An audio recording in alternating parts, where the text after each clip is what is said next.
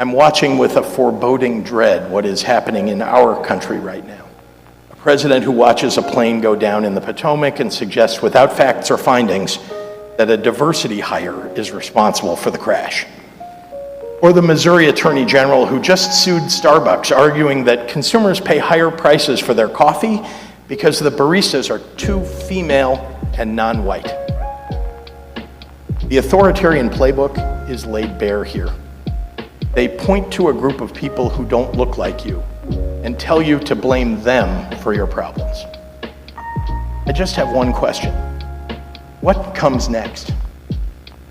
After we've discriminated against, deported, or disparaged all the immigrants and the gay and lesbian and transgender people, the developmentally disabled, the women, and the minorities, once we've ostracized our neighbors and betrayed our friends, after that, when the problems we started with are still there staring us in the face, what comes next?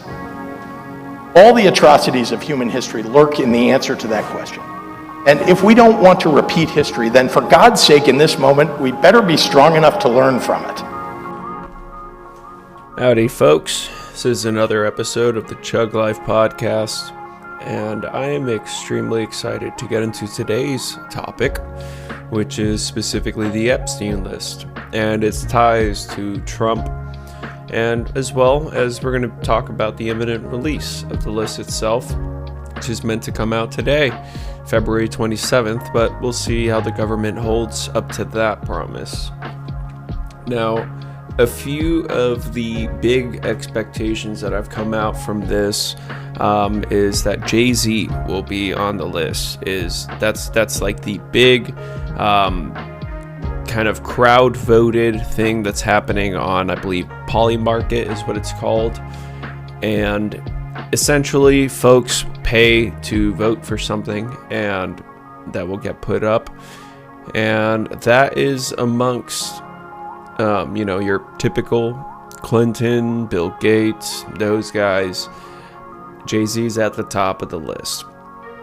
Now, I do find it very interesting that the one that's literally not had any ties to anything that's come out about Epstein is on the list and at the top of the list, to make matters more interesting.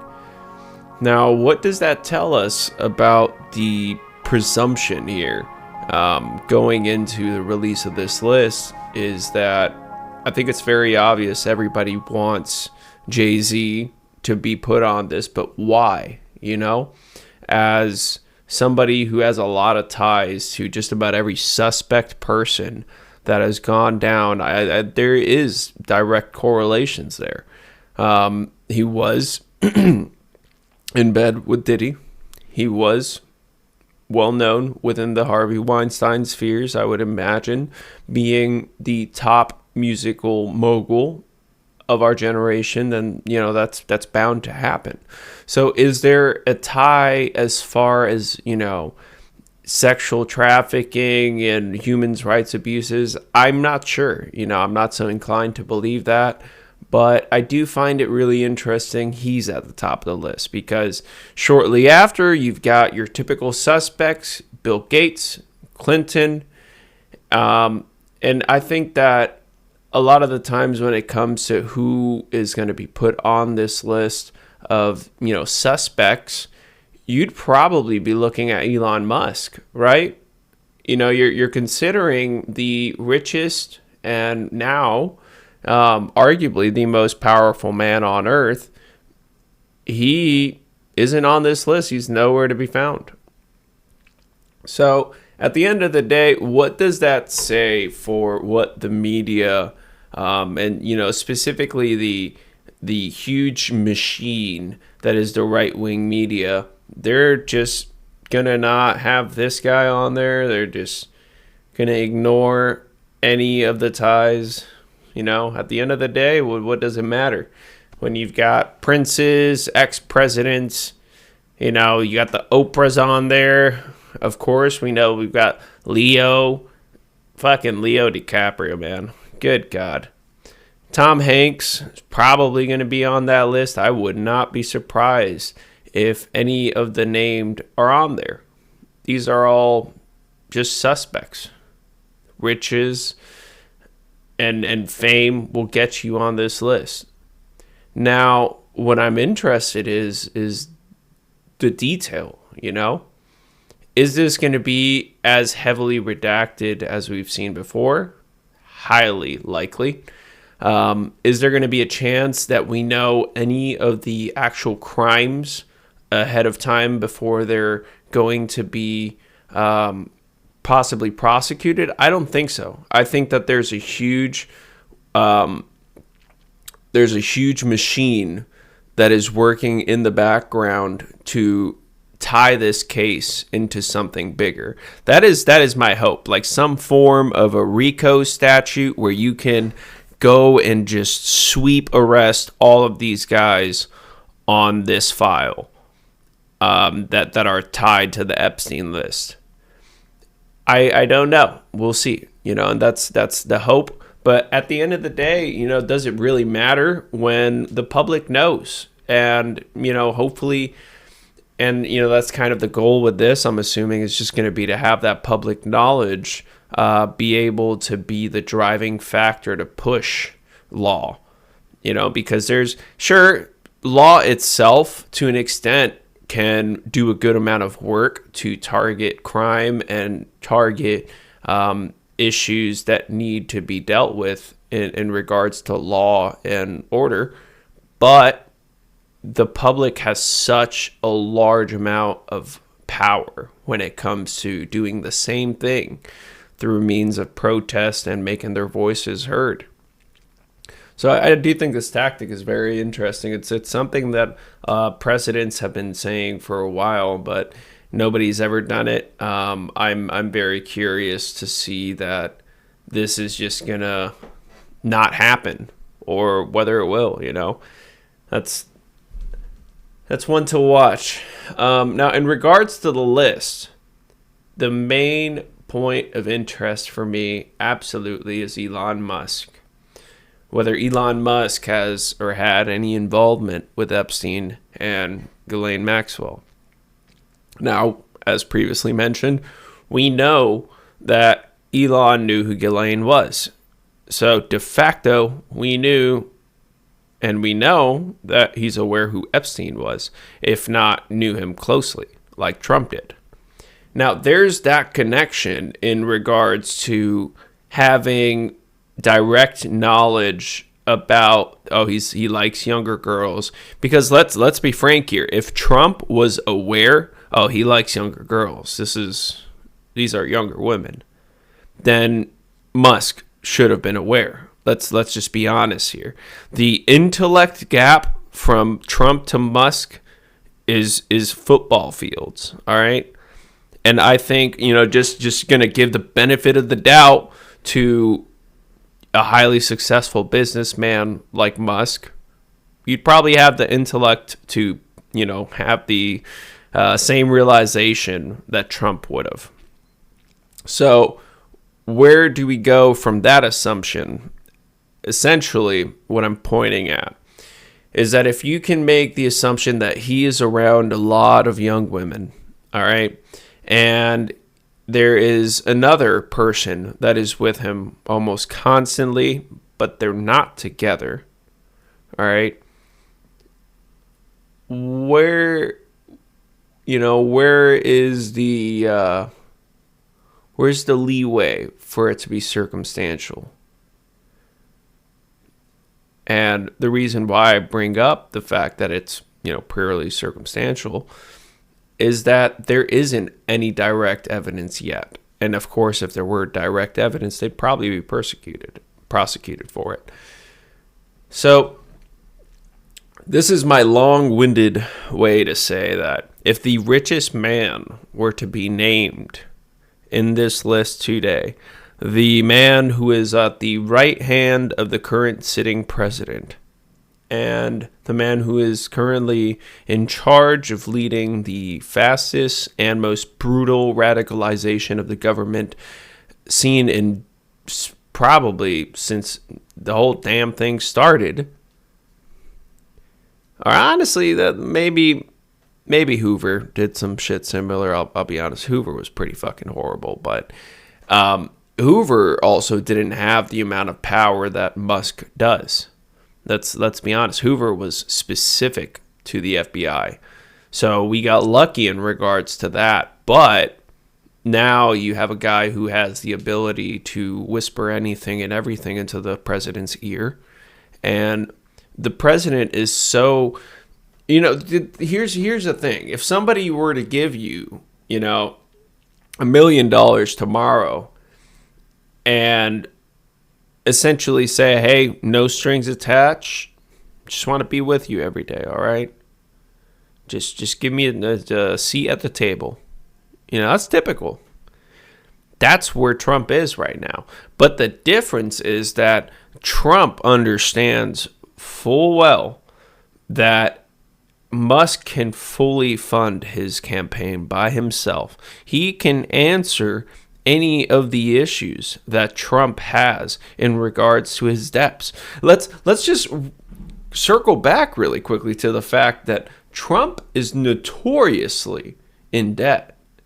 Notoriously. And so when you realize that a man sitting next to him who can just quite literally make all of those debts disappear, is he going to? Absolutely the fuck not. But the hope for Trump is visible, and so now we're just going to segue into the conference that they ended up doing together, which was a huge cabinet meeting. It's the first cabinet meeting with all of the heads, all of the secretaries, the generals, everybody and their mothers that's important is in that room. Well, here's Elon Musk joking about the fact they accidentally canceled Ebola protections. Oops. We immediately reinstated it. No problems caused. Nothing. Everything was okay. Well, what else did you end up accidentally canceling? What weird circumstance did you put yourself under that you have to come to the first cabinet meeting, to talk about this and use this? It's as bad and as horrific as it sounds. That is the example used. All right. I want you to imagine. All right. It's your first day of work. Okay. First day of work. You got a huge meeting. And in this huge meeting, you have everybody that is important within the company, all of the bosses, the owners, everybody. All right. And you walk in, you say, hey guys, sorry I'm late. I'm the new tech support. Just wanted to say I'm sorry. All of your servers were accidentally deleted, but it only happened for 5 seconds. We were able to get it back up. No problems, nothing, no interruptions. There's absolute fucking crickets in that room, all right? This man comes into this room expecting huge roaring laughter from his joke on the fucking heels of Ebola outbreaks and Ebola-based deaths. And the entire joke as a whole that vaccinations and health risks are to this man is shown on display. That is Elon Musk at its fucking peak. This is a man, he's coming off of the end of Tesla just dumping stock value. All right. Absolutely deleting their stockholder share value. Now, does he care? No. Because he's got to go and dismantle your grandmother's Social Security. He's got to go and direct guys to find out how much SNAP your family got. He's trying to figure out whether he can ice out your grandmother from her Medicaid and whether she'd die before they'd have to pay it out. This is the scummy shit that Elon Musk is doing right now in regards to your future. He has put in every single wrench and tool possible into that machine to stop it from functioning. Now, a couple more tidbits of information here. This is the same man whose companies receive more than 50% of their funding from the government, from you and your paycheck.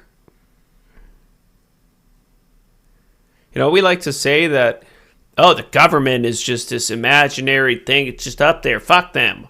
That's my tax dollars. That's your tax dollars, too. There is no universe in where you saying fuck the government doesn't come to bite you in the ass, because at the end of the day, that is where your money is going. So, riddle me this.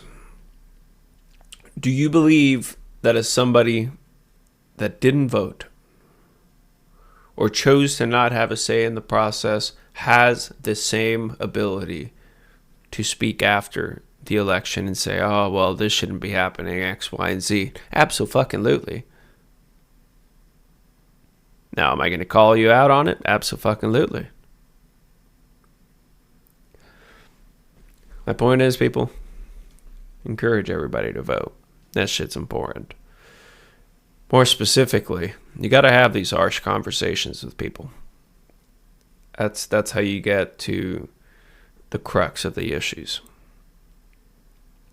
Now, on top of all this Epstein shit, right, we're expecting guys like Jay-Z, Bill Clinton, Bill Gates, all these super rich and famous guys, but yeah, don't count in the most richest guy. Don't do that. No.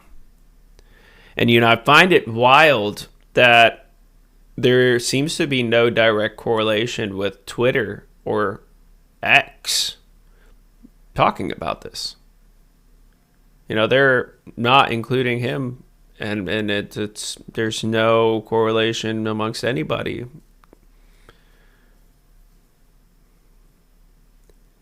Do I really think that I could find Bill Gates and Bill Clinton in the same political or social spheres? I don't. Do I think I would find Jay-Z and Bill Clinton and Bill Gates in the same room? I don't. That's just me, though. And I'll be honest, and I'm just going to state this as a just matter of fact, actually. I don't think Jay-Z will be on that list. I think we will be shocked, but we won't be shocked. These are people we've expected. Now, what I mean by that is I'm sure that at the end of the day, being vague won't really help a lot of you guys understand, as well as it didn't really help me understand. What I mean is that when it comes to having all of these people get outed, there will be a certain correlation amongst them. And whether that be we have videos, files, and all of this public evidence of them being together. But it is not so obvious today. That's more so what I mean. I'm saying what everybody's thinking, but a little bit differently. Now, funnily enough, I do think that Clinton will be on there because he was already put on the previous one that was released.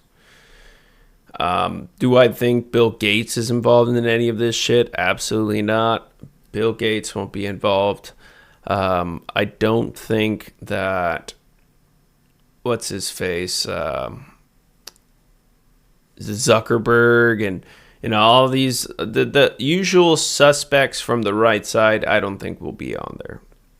I think Clinton will be as bad and as big as it gets. But unfortunately, we'll see. Or fortunately, who knows. But my personal interest, as I mentioned, lies within seeing how much connection Elon Musk has to this. And, well, what is the things that can come out from the Attorney General releasing this, right? Because folks probably would realize that if the attorneys general, if the law is releasing this information and all this stuff, then this must have been prosecuted already, right? Well, I would assume that there are some that will fall outside of legal purviews and outside of the ability to actually try those cases. Now, do I think that they're doing this to try and corral public opinion and maybe, coerce exile from a few of these folks? I think so. I think that's truly like, once you've lost the case or you lost the evidence or something happened through the trial or, in the lead up to, then that's kind of as far as you can go, right? It's like when Epstein was killed.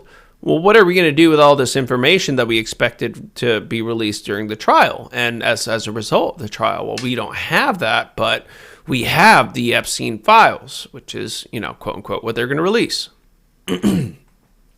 Now, let's talk about Pam Bondi. All right. And let's talk about my faith in this current cabinet and administration. And it is very lacking. It is very little and borderline non-existent. But I do want to talk about the fact that there is a lot of precedent for doing this. They have done this with the MLK files, the JFK files. They did this with the Malcolm X files. They have done this quite a few times. There is a lot of possibilities for this to release and be a complete nothing burger, just because they've gotten so good at being able to redact enough and keep enough information to where there is no possible way that information can be gotten. There's no FOIA possibilities. There's no more information than we had when we started this whole deal. Now, do I think that's what will happen? Absolutely not. I think that with a case that is this politicized and, truly this polarized, I think it needs to be released in full, borderline. And they'll probably go as far as, censoring some of the more horrific crimes or some of the victims' names, of course. But do I think that this is going to be as explosive as we're expecting? No. I think that it's truly going to be really underwhelming. And we will not end up knowing any of the identities expected, if any of the identities. So that's where I'm leaning. That's where I'm at in regards to expectations from this, but we will see. I really, I'm hoping that they'll just release the entirety of it, just censor out the victims' names and call it a day. Let us do our work over here. Anyhow, as I mentioned earlier, Elon Musk is the big point of interest in this conversation. And the reason why he is the big point of interest is because him and Ghislaine were previously in a photo together. And I also have a reason to believe that due to the lack of, mention of his name in the general sphere and social medias, leads me to believe that he's trying to just suppress the living shit out of it, I think that when people are looking at this and they're expecting, Obama's going to be on there, Pelosi's going to be on there, Clinton's going to be on there, we're going to have the entire Democrat Party is on that list type deal. I think that we are far, far away from that, truly. I think that when you're looking at situations in regards to sexual trafficking and human trafficking and all of this, in regards to abusing women, there is such a horrific expertise to doing that we wouldn't know until a direct victim comes out. And there's evidence with it, because most of the times when shit like this comes out, they are silenced, paid off, or even worse, killed. So, do I think that the left is going to get what they want with Trump being on here, with Musk getting on here? Do I think I'm going to get what I want? Absolutely not. I think it's going to be a nothing burger, truly. We'll see. But I know that the right is going to be very upset, because there is just no way in hell that there's anybody but Bill Clinton on that list. That's just me, man. Like, it makes sense, you know? When you look at him, he's just like, yeah, it makes sense.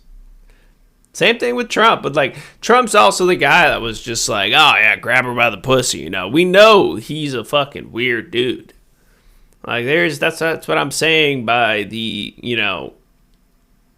suspects on our side. Like, Elon Musk has multiple children with multiple women. He's been accused of trying to accost his fucking waitresses, or the people that he travels with. I mean, there's the famous story of him trying to have sex with an employee and offer her a fucking horse. Look, at the end of the day, I do think that he will probably be on it, but we'll fucking see. I want to be surprised at this point. So, other suspects, right? And I just want to talk about the possibility of the Trump children being involved in this. And the reason why is because I have a feeling that with Trump's way, and if he would have had the relationship expected with his child, I do believe they would have gone to that island together. That's just me. Like, that feels like something, like a boys' weekend type thing between a bunch of fucking weirdos, That's like some shit out of the horror movie. Seriously. And, I'm pretty sure there's a fuck ton of films like that, actually. I can't really think of any right now, but yeah, wild shit, Current sitting president may or may not be attached to a serial sexual abuser and women, abuser and human trafficker. I mean, it's just unreal. And then we just scratched the surface of how fucked up the current administration is. Like, we are quite literally scratching the surface with how fucked up the U.S. government is right now. And ladies and gentlemen, people thought our last government was fucked up. People thought that our last government was some traitors and some fucking horrible people that they wanted to execute and do all this shit to, right? So they voted a guy with 34 felonies and a fuck ton of problems. A guy who quite literally cannot fucking just do anything right. All right, he took a shit on his Israel job, took a shit on the Ukraine job, took a downright shit on Asia. I don't even think he's looked at Asia once since he got into office. We are so fucking cooked. Oh, man. Listen, when I say that China is quite possibly our only and, biggest adversary, and will be our biggest adversary unless Trump royally continues to fuck it up like he has. Like, how is it that you come in and piss off our allies like the first month of your fucking presidency? First month of your presidency, you pissed off all of our allies. It's incredible the amount of dislike And this is kind of something I've noticed from rich people and specifically billionaires, is that they just have the innate capability to walk into a room and piss everybody off. Well, that is the Trump cabinet as a whole, pretty much. You have guys who are incredibly incompetent, and you have a guy who is the richest man on earth, who doesn't have an official position with the government, but he works for the government, but he doesn't. But he's got his own private companies that are funded by the government, but that's not a conflict of interest. Don't worry about that. We're worried about Nancy Pelosi and her stocks. Can we just focus on the Democrats for once? God. I find it incredible, the people that they were so worried about corruption and all this shit when it came to stocks and stock buybacks and you shouldn't be holding stocks while you're in office, and then they go and they vote for the guy who's the richest man on the planet. And on top of that, they're so giddy that they did it. Like this is the sheer joy of my vote, is that I am fully aware that I voted for somebody who is like me, who's a working man, who worked hard to get to where he got, and he kicked ass doing that for 30 plus years. That is somebody I can aspire to. Then I look at a Trump voter or Trump supporter, and I'm just like, I know the only part that you are interested in is he's a good businessman. His money is the only thing that attracts them. That's the one thing I've noticed in these past, egregious 8 years under the godforsaken Trump era,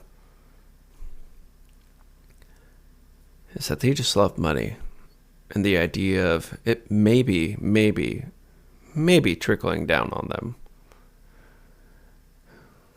God, what Reagan did to our country is atrocious. I can't say that enough, truly. Anyhow, thank you guys for checking out the show today. I hope that you guys got some information to go home and think about. Catch us next time.